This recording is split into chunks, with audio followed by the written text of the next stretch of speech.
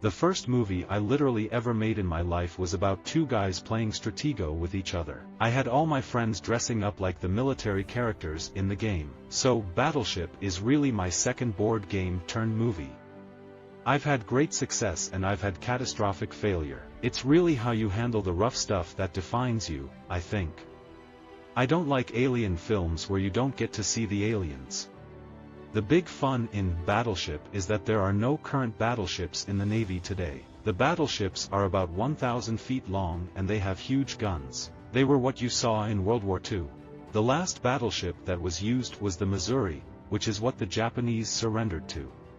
Young kids should probably not play tackle football. I know this intellectually, but emotionally, I'm conflicted. I love this sport. I grew up playing and adoring football. I love the brotherhood, teamwork, athletic grace that borders on superhuman, grit, pressure and, yes, contact. I love the contact.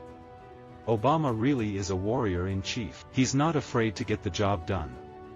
Boxing is not always about standing in the middle going toe-to-toe. It's about poise and grace under extreme pressure. When I look back at it, I'm mostly amazed at how poorly it was shot. David Kelly is a great writer, and I thought the scripts were great, but it just looks so cheap. Then they started pulling me in and I was very resistant. All the other actors would be saying write more dialogue for me, and I'd always be saying no, less. You might make a lot of money, but it's very hard to get out from under that rug. The more you can reinvent yourself, the better, and unfortunately TV is designed not to let you redesign yourself. There's a picture of the real coach Gary Gaines in the book and he's sitting in the locker room after a game, and he just looks so much like Billy Bob, that we went to him.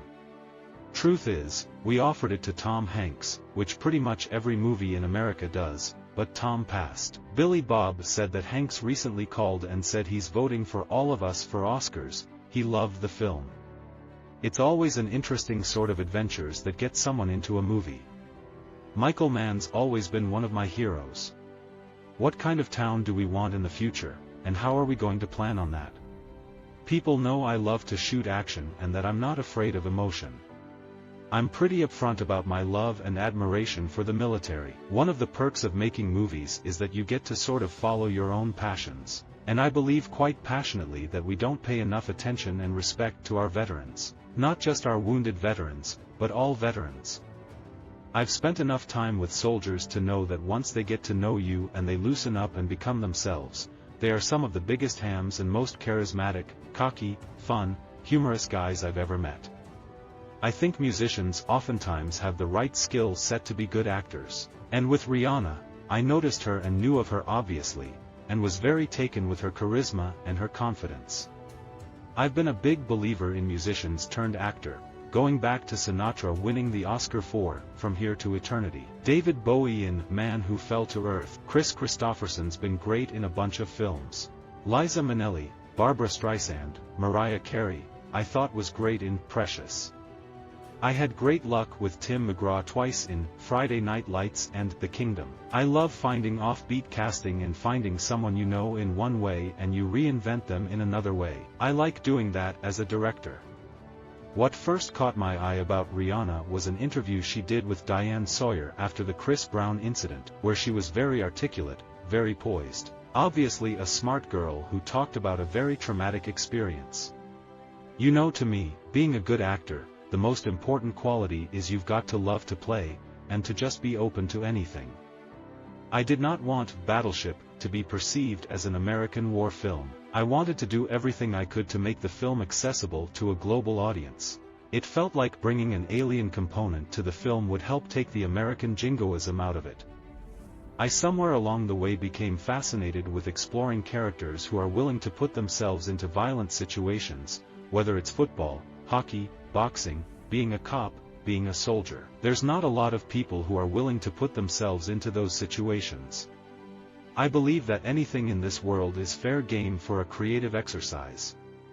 I wanted to do a naval film and I flirted with different ideas, most of which ended up being too intense. So when the idea of Battleship was first suggested, I was instantly drawn to the challenge. Could I invent a movie around the idea of 5 ships fighting 5 ships? I'm a huge fan of the Navy. My father was a naval historian, and I've been studying naval battles forever. Before boxing, I was this angry kid ready to fight if someone said, "Hello." I'm a patriot. I admire our military, their character, code of honor, belief systems. I love actors. I'm empathetic to them. I understand what they go through, but I didn't want to be an actor. I don't go to a lot of other directors' sets. Directors don't come to mine. Directors are all very cordial with each other, but they're not necessarily friendly. When I started making films, like almost every filmmaker, I think, you're just so excited to be able to make a movie that you'll do anything.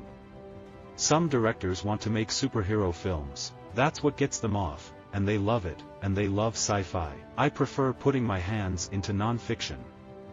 I'm definitely drawn to stories of just regular folks, just generally in some kind of horrific situation. I keep saying I want to do a love story in the south of France with a boy and girl and some wine. Then I always end up in an oil rig with 400 guys or on a mountain with guys shooting at each other. Where do you go to buy back your reputation when you lose it?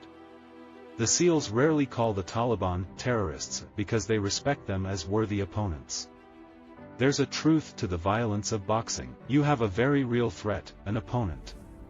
I've always found boxing to be an incredibly pure sport. The level of character of most fighters I find very high, and it's just the best workout you can get. I don't want to be knocked out, but the contact and the focus and the energy I get from sparring gives me energy to make movies, energy to be a dad, energy to be a friend, and, you know, makes me feel, probably, a lot younger and behave a lot younger than I am. If you're a 50-year-old guy, and you're sitting around the house with, you know, and just getting fatter, feeling sorry for yourself, get up and move your body and see what it does to your life and to your mind and to your happiness and to your energy levels. And I get all that from boxing. I found at a certain point in my acting career that I was just bored. I had too much energy. I had too many ideas. Head and neck injuries are what parents thinking about letting their children play tackle football should be thinking about, talking about, and demanding answers about. From any coach presenting himself as a worthy custodian for their child's introduction to tackle football. Young boys must be taught to play football without leading with or lowering their heads. Young players must be drilled over and over and over with heads-up football skills until that skill set becomes muscle memory and second nature. We will play football. We will box and play lacrosse and ice hockey and snowboard and surf and drive fast cars, climb trees, and do dozens of things that we know are potentially concussive. We will do this because we are human and animals, and we like speed and contact and aggressive maneuvering and all such things.